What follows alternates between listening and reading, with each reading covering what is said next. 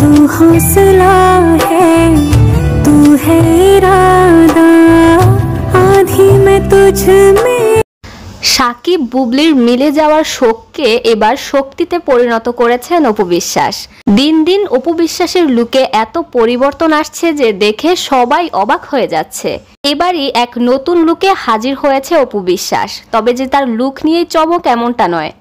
অপু বিশ্বাস তার ভক্তদের জন্য নিয়ে আসতে যাচ্ছে অনেক বড় ধামাকা। অপু বিশ্বাস এবার নিজের থেকেই বলে যে সবাই চায় আমি ছবিতে ফিরে আসি, আমি আমার দর্শকদের সেই কথা রাখবো। অর্থাৎ ফাইনালি নায়িকা রূপে আবারও নতুন করে ফিরতে যাচ্ছে অপু বিশ্বাস। আমার কাছে যে আশাটা সকলের থাকে যে চিত্রনায়িকা হিসেবে দেখা যাক, একটু ওয়েট করি, অবশ্যই জানাবো। দায়িত্বের জায়গা থেকে সামনে অবশ্যই ভালো কাজ করার আশা রাখছি। সেই সাথে অপু বিশ্বাসকে শাকিব খানের নতুন ছবি নিয়ে কিছু বলতে বললে সে শাকিব খানের আপকামিং মুভি প্রিন্সের জন্য শুভকামনা জানিয়েছে।